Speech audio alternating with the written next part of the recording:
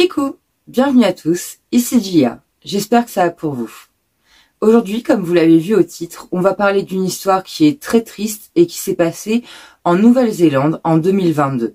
Donc c'est très récent, j'en ai pas trop entendu parler sur YouTube francophone et ça m'a étonnée quand j'ai découvert cette enquête parce que je la trouve vraiment hallucinante. Vous me direz ce que vous en pensez, mais c'est des choses qui ne sont pas très courantes et qui arrivent encore moins dans ce si joli pays.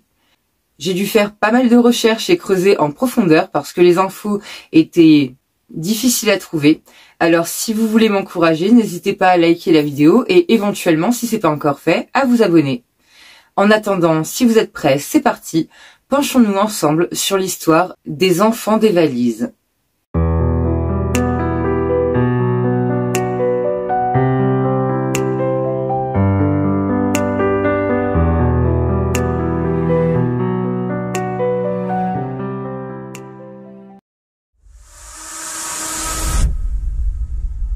Ah, la Nouvelle-Zélande, un magnifique pays que pour ma part j'aimerais énormément visiter. Là-bas, il fait 15 degrés même en hiver, autant vous dire que pour moi c'est le paradis. Je sais qu'il y en a qui adorent la neige, moi personnellement, mettez-moi l'été toute l'année et je suis la plus heureuse du monde. La Nouvelle-Zélande se situe près de l'Australie, dans l'océan Pacifique. C'est un endroit où on va trouver des plages, des volcans, des palmiers. C'est un climat plutôt tropical et carrément agréable. Sa capitale est Wellington, où en 2017, on comptait à peu près 412 000 habitants. Mais nous, on va partir dans la région d'Auckland, qui est la ville la plus peuplée du pays, puisqu'elle contient un quart de la population de l'île. C'est quand même assez astronomique. Je pense que c'est pas très courant comme situation, mais à Auckland, il y a 1,3 million d'habitants. Donc c'est vraiment une très grosse ville. Pourtant, la ville est décrite comme agréable avec une très bonne qualité de vie et elle est même reconnue pour être une des 3 villes les plus agréables au monde à vivre. Mais malheureusement, dans ce cadre idyllique, on va faire une découverte macabre. Nous sommes donc à Auckland. On va se diriger vers un garde-meuble, un système de box dans lequel on peut stocker des choses quand on n'a pas la place chez nous et qui s'appelle Safe Store.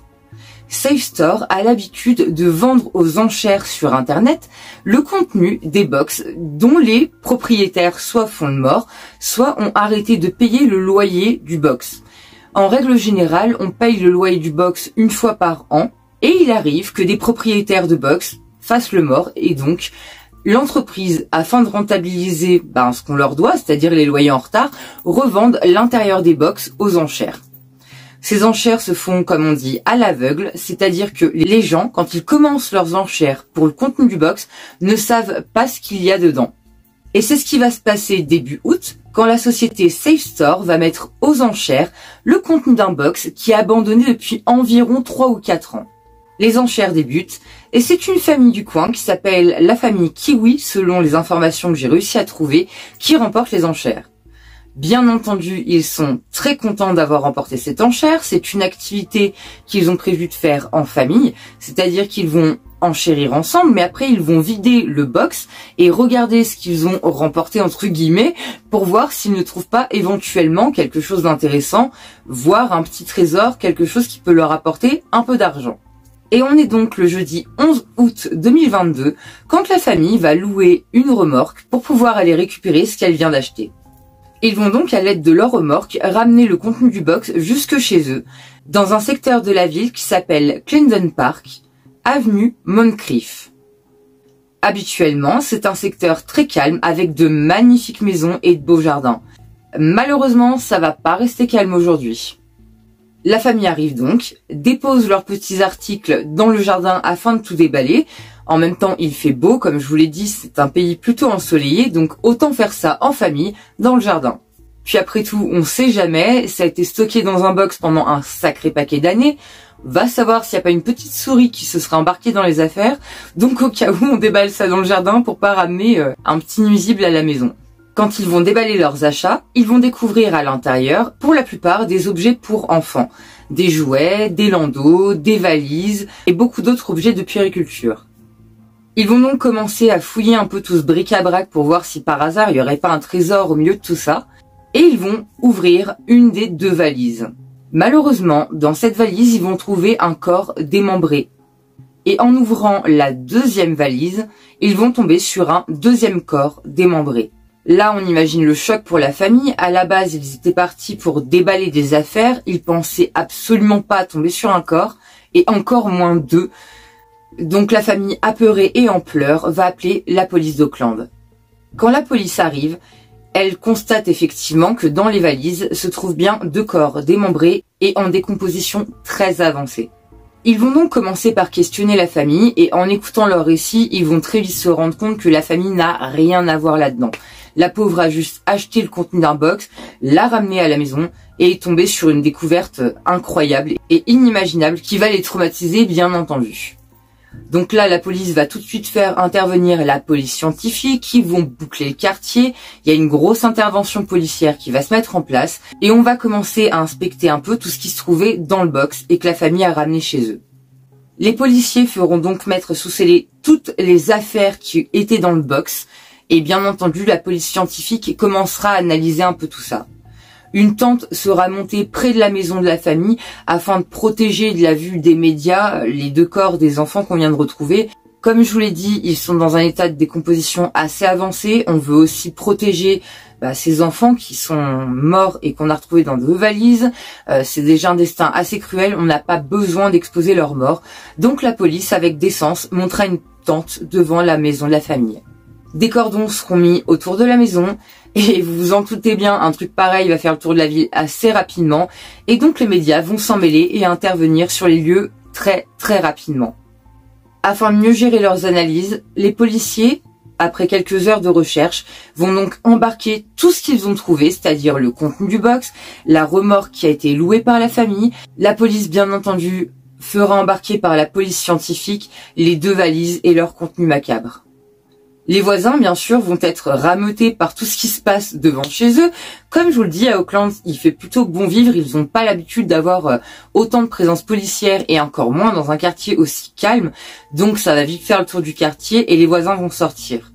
Un voisin direct de la famille sera interrogé et dira « Je pouvais le sentir. Je me suis dit que c'était un chat mort ou quelque chose du genre. Ça a attiré mon attention parce que je suis chasseur de sangliers et qu'une carcasse pourrie, ça a la même odeur. C'est pour ça que j'ai pensé à un animal mort. » Mais malheureusement, il va vite comprendre que c'est pas le cas quand il va voir la police débouler et ses voisins sortir de leur maison complètement sous le choc. Comme je vous l'ai dit, c'est une famille, donc on sous-entend des enfants. On pouvait pas les laisser devant un spectacle pareil, donc toute la famille est sortie et les voisins les ont vus sous le choc. Comme je vous l'ai dit, les médias se sont totalement emparés de l'affaire. Et malheureusement pour la famille, qui à la base ne voulait seulement acheter qu'un box et fouiller un peu, ils ont fini sous les projecteurs des médias. Donc ils ont été obligés de quitter leur domicile pour fuir l'attention des médias et les questions qui restaient d'être trop pressantes et perturber la famille. La famille a eu aussi le droit à un accompagnement psychologique assez poussé parce qu'ils ont été vraiment marqués par ce qu'ils ont découvert. Donc la police a fait en sorte de bien les accompagner pour éviter tous ces séquelles psychologiques. Au possible, bien entendu. Le jour même de la découverte, une conférence de presse sera organisée pour les médias, car la population est très curieuse de tout ce qui s'est passé. C'est vite arrivé aux oreilles des gens, ils sont outrés, ils veulent en savoir plus, donc une conférence de presse est organisée afin de mettre tout le monde au courant de ce qui se passe. Ce sera l'inspecteur Tolifo Vaelua qui prendra la parole. On le voit sur les images, il est extrêmement bouleversé. Il expliquera plus tard qu'il a lui-même des enfants en bas âge et que la plupart de ses collègues sont dans le même cas et que la découverte les a beaucoup touchés. L'inspecteur Tofilo Vaelua dira « Nous faisons de notre mieux pour identifier les victimes. Ce que je peux dire, c'est que nous faisons de grands progrès dans l'enquête ADN. La nature de la découverte rend l'enquête complexe en raison du temps écoulé entre la mort et la découverte. Plusieurs pistes sont en ce moment explorées. » L'enquête commence donc, et elle va être extrêmement compliquée. Les corps ont été abandonnés là depuis un sacré moment, il n'y a pas beaucoup d'indices, et tout est très vieux, donc c'est très compliqué pour trouver des indices. Mais la police d'Auckland va s'acharner et faire de véritables miracles, comme vous allez le voir. Les corps seront d'abord autopsiés. On découvrira que les 2 enfants sont morts depuis environ 4 ans, soit en 2018. On ne sait malheureusement pas comment. Par contre, on découvrira que ces enfants avaient 7 et 10 ans. Les objets contenus dans le box seront analysés par la police scientifique. On examinera aussi le box, tout comme la maison de la famille qui a acheté le contenu du box. Rien ne sera trouvé dans la maison et on ne sait que très peu ce qui a été trouvé dans le box. Par contre, ce qu'on sait, c'est que la police d'Auckland décidera d'examiner les vidéosurveillances du box de stockage afin de voir s'ils ne peuvent pas développer une piste. Mais c'est compliqué parce que c'est vieux et donc les bandes risquent d'avoir été effacées. Comme l'autopsie l'a fait découvrir, la mort remonte à il y a 4 ans. Le box a été loué il y a 4 ans. Ça veut dire qu'il faut remonter sur des vidéosurveillances 4 ans en arrière, ce qui est très compliqué. Les enquêteurs découvriront que les petits ont de la famille en Nouvelle-Zélande, mais la famille n'a pas encore été trouvée à ce stade de l'enquête. La façon dont cette information a été découverte n'a pas été révélée, mais bon, on peut laisser supposer que dans le box, il devait y avoir des photos ou peut-être des papiers qui appartenaient à la famille et qui a pu donc prouver que les petits avaient de la famille en Nouvelle-Zélande. À ce moment-là de l'enquête, Interpol est déjà contacté par les enquêteurs d'Auckland car ils envisagent que le meurtrier des enfants ait pu prendre la fuite dans un autre pays. Et pour ça, ils ont besoin du concours d'Interpol. On est maintenant le 26 août 2022, soit 15 jours après la découverte macabre. Les policiers d'Auckland vont déclarer qu'ils ont enfin réussi à identifier les 2 enfants et à contacter leur famille en Nouvelle-Zélande. Leur famille a demandé aux policiers de tenir leur identité secrète, ce qui sera bien sûr fait par la police. On n'a donc pas les prénoms des 2 enfants. Mais selon la famille, pour eux, les 2 enfants étaient en sécurité avec leur mère, qui aurait déménagé en Corée du Sud, donc soi-disant avec ses 2 enfants. Ils ne s'étaient pas du tout doutés qu'ils auraient pu être en danger. Ça fait à peu près 4 ans qu'ils ont déménagé. Effectivement, ils n'ont pas trop de nouvelles de la maman ni des enfants, mais étant donné la distance, c'est pas trop étonnant. Les familles ne sont pas toutes aussi proches les unes des autres, et en l'occurrence, là pour eux, 4 ans sans trop se voir, c'est pas la fin du monde. Donc personne ne s'est douté que les enfants auraient pu être en danger. C'est donc, comme vous l'avez compris, la maman des enfants qui sera suspectée du meurtre des gamins. Elle serait donc suspectée d'être partie en Corée du Sud pour se planquer. Et tout ça va s'avérer être une réalité, puisque quelques jours après cette déclaration, la Corée du Sud, autrement dit la police de Séoul, dira qu'elle a effectivement repéré la femme sur son territoire. Selon eux, elle serait arrivée sur le territoire en 2018 et n'aurait plus quitté le territoire depuis. Elle s'était cachée là-bas et pensait réellement ne pas être retrouvée. Mais on est le 15 septembre 2022 et la police, après 1 mois d'enquête acharnée entre les policiers de Séoul et ceux d'Auckland, vont réussir à lui mettre la main dessus grâce à des vidéos de surveillance de la ville d'Ulsan où elle s'était réfugiée. En effet, les policiers avaient réussi à retrouver sa trace et grâce à des vidéos de surveillance, ils ont pu localiser son appartement et intervenir une fois qu'ils étaient sûrs qu'elle était à l'intérieur pour être sûr qu'elle ne puisse pas s'échapper et donc éviter le procès qui l'attendait. Sur ce coup-là, la coopération entre la police de Séoul et la police d'Auckland a été extrêmement bien faite. La Corée du Sud, quand ils ont appris qu'ils avaient quelqu'un sur leur territoire qui aurait commis un double meurtre sur des enfants, a dit qu'ils voulaient absolument que cette femme paye pour ses actes et ont tout fait. Ils se sont démenés autant que les policiers d'Auckland pour arriver à lui mettre la main dessus et à l'extrader. La femme s'appelle Madame Lee. Nous n'avons malheureusement que son nom de famille car elle aussi a été protégée. C'est comme ça, malheureusement on n'aura pas son prénom, mais on a assez d'infos sur elle. Madame Lee va donc signer un papier d'extradition disant qu'elle est d'accord pour retourner en Nouvelle-Zélande pour subir son procès. Elle sera donc ramenée à l'aéroport d'Incheon, près de Séoul, direction Auckland.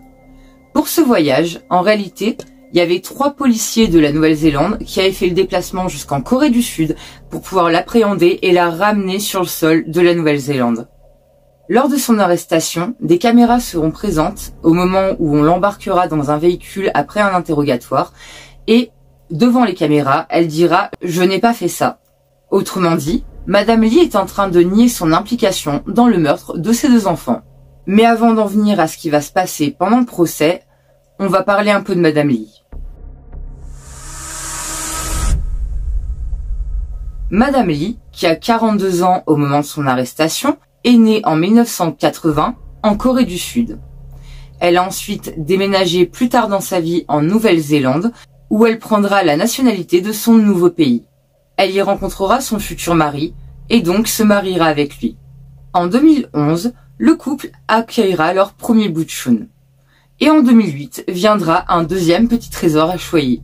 En théorie, le paysage est parfait, un petit couple, un joli pays, 2 beaux enfants, que demande le peuple? Malheureusement, en 2018, soit aux 7 ans et aux 10 ans de leurs enfants, le papa de la famille va décéder d'un cancer. Il va se battre contre cette maladie, mais malheureusement, on ne gagne pas toujours. Par la suite, on aurait pu se dire que Madame Lee aurait pris soin de ces 2 poupons qui venaient de perdre leur papa d'une façon tragique et traumatisante pour des enfants, mais c'est pas ce qu'elle va faire, elle. En 2018, au moment de la mort de son mari, Madame Lee a 38 ans. On n'a que des suppositions sur la raison qui l'ont menée à cet acte, mais une de mes suppositions personnelles, c'est qu'en réalité, elle s'est retrouvée à 38 ans, maman célibataire de 2 gamins, et ça fait beaucoup pour une maman, pour certaines mamans du moins. Et à mon avis, elle a dû vouloir reprendre sa liberté, ne pas avoir à s'occuper de 2 gamins, donc ne pas avoir de responsabilité, récupérer son célibat, puisque son mari était mort, et je pense sincèrement que c'est ce qui s'est passé. Et c'est l'avis aussi de la police d'Auckland, au vu de tout ce qu'ils ont réussi à trouver. Un accident domestique impliquant 2 enfants, ce serait quand même gros. On les a quand même retrouvés en petits morceaux dans 2 valises. Donc voilà, elle a quand même essayé de cacher un acte qui est quand même grave. Si c'était un accident domestique, elle aurait pu appeler les secours ou quoi que ce soit. Là, c'est pas ce qu'elle a fait. Elle a démembré ses gamins et elle les a foutus dans 2 valises. Je pense sincèrement que c'était un meurtre, qu'elle a voulu les tuer. Donc, en 2018, très peu de temps après la mort de son mari, Madame Lee a prévenu sa famille qu'elle allait déménager en Corée du Sud avec ses enfants. Sa famille n'y a pas vu d'inconvénient ni quoi que ce soit de bizarre. Ils venaient de perdre un membre important de leur famille. Parfois, la reconstruction peut être difficile après ce genre d'épreuve. Le fait qu'une maman embarque ses 2 gamins dans son pays de naissance pour leur faire reconstruire une nouvelle vie loin de l'endroit où ils ont perdu leur père, ce serait pas si étonnant que ça. Donc la famille y a cru et Madame Lee est partie. Pour l'école des enfants, parce que comme je vous l'ai dit, ils ont 7 ans et 10 ans. Ils sont scolarisés, ces petits loulous. Ils étaient en primaire à ce moment-là. Ils étaient en primaire en Nouvelle-Zélande. Donc Madame Lee, elle a fait la même chose avec l'école et c'est pour ça que personne ne s'est inquiété de la disparition de ces 2 pauvres gamins pendant 4 ans, parce que tout le monde les croyait en Corée du Sud. Madame Lee a dit à tout le monde la même chose et est partie. Et si elle a dû partir du pays, c'était pas pour rien en fait. C'est qu'elle avait déjà tué ses enfants. Elle a prévu sa fuite après les avoir tués. Peu de temps après la mort de son mari, elle a attaqué ses 2 enfants. Elle les a tués d'une façon qui a malheureusement pas pu être déterminée par l'autopsie qui a été réalisée sur les 2 jeunes corps parce qu'ils étaient en décomposition trop avancée. Donc on n'a pas pu en savoir plus sur la façon dont ils sont morts. Ce qu'on sait par contre, c'est que Madame Lee a ensuite séparé les membres des corps de ses enfants pour les faire rentrer plus facilement dans 2 valises qui étaient quasiment identiques. Elle a ensuite pris ces 2 valises, elle les a amenées jusqu'au box que la famille louait, a laissé les valises, est rentrée chez elle, a pris un billet d'avion et est partie directement en Corée du Sud après avoir expliqué à sa famille et à l'école qu'elle partait pour se reconstruire, elle et ses enfants. Elle pensait vraiment s'en sortir, arriver à se cacher dans la ville d'Ulsan et ne plus jamais entendre parler de cette histoire-là. Faire la morte, ni vu ni connu, t'embrouille et elle finit sa vie tranquille. Heureusement, les policiers se sont acharnés et ont réussi à faire des miracles et à lui mettre la main dessus, ce qui fait que Madame Lee va pouvoir passer en procès et payer pour le crime qu'elle a commis. On en est maintenant au procès. Pour le procès, Madame Lee ne changera pas de version, c'est-à-dire qu'elle est innocente, elle n'a rien fait et ce n'est pas elle qui a fait du mal à ses enfants. Mais la partie adverse mettra en avant que l'un des parents est décédé et l'autre parent est parti seul, sans ses enfants, en Corée du Sud. Donc ça reste extrêmement suspect. Une maman part pas sans ses enfants, ou du moins sans savoir où sont ses enfants. Elle n'a aucune explication à donner là-dessus. C'est la dernière à les avoir vus. C'est la dernière à en avoir eu la garde. Elle a beau nier, c'est la coupable toute définie. Madame Lee est partie en 2018, immédiatement après le décès de son mari, ce qui coïncide pile poil avec la date du décès des enfants qui sont morts en 2018. Autrement dit, son mari est décédé, elle a commis son meurtre et elle s'est cassée.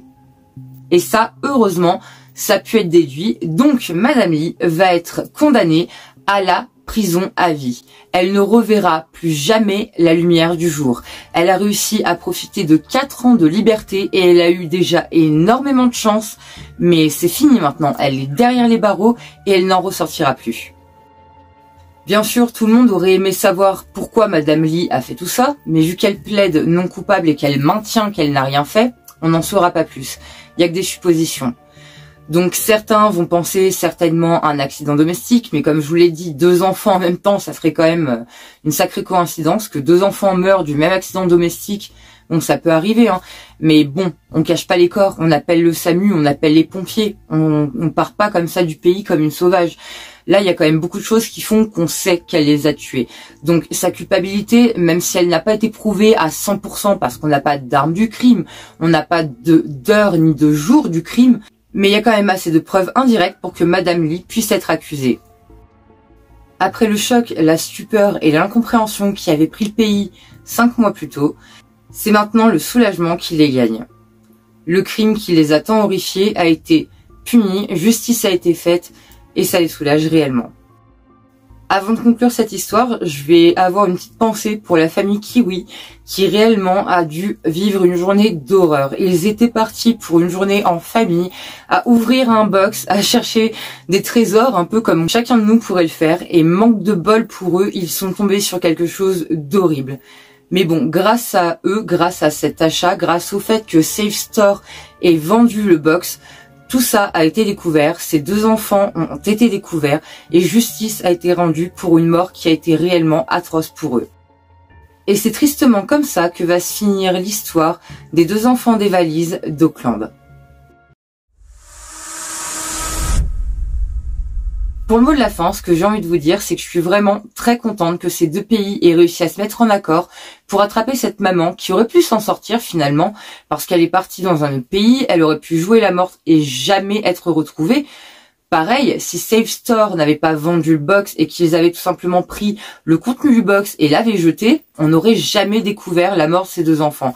Donc ça a fait beaucoup de coïncidences qui ont fait que tout ça a été révélé et que justice a été rendue pour ces 2 pauvres enfants et c'est la moindre des choses. Ils sont morts quasiment dans l'indifférence générale étant donné que leur maman avait quand même bien ficelé le truc et que du coup personne ne se doutait de rien. L'État les pensait avec leur mère en Corée du Sud, l'école les pensait avec leur mère en Corée du Sud, idem pour la famille, donc personne s'est douté de rien et ces 2 enfants auraient pu ne jamais être découverts. Et franchement, les policiers ont fait un travail d'arrache-pied. Ils se sont servis de vidéosurveillance. Ils ont réussi à la choper, à l'extrader. Ils ont analysé tout ce qu'ils pouvaient et ils ont réussi à résoudre le truc en 1 mois. En 1 mois, ils l'avaient attrapée. En 5 mois, elle était jugée. Boum, prison à vie, on n'en parle plus. Moi, c'est ce que j'appelle une affaire rondement menée. Donc pour ma part, ça me soulage un peu de me dire qu'elle va payer. Et pour le reste, je trouve ça extrêmement triste pour ces 2 bouts de chaune. Ils avaient 7 ans et 10 ans. Enfin, c'est horrible, quoi. Donc voilà, je crois que j'ai fait le tour de cette très triste histoire. Je sais pas si vous la connaissiez. Je l'ai pas vue sur YouTube francophone. Donc ça m'a étonnée parce qu'elle est extrêmement récente et assez intrigante. Donc voilà, je sais pas, peut-être que vous la connaissiez quand même et que je suis passée à côté. En tout cas, si cette histoire vous a intéressé, n'hésitez pas à la liker et à vous abonner pour m'aider à faire grandir la chaîne et à m'encourager dans mon travail. En attendant la vidéo de vendredi prochain à 18h30, prenez bien soin de vous.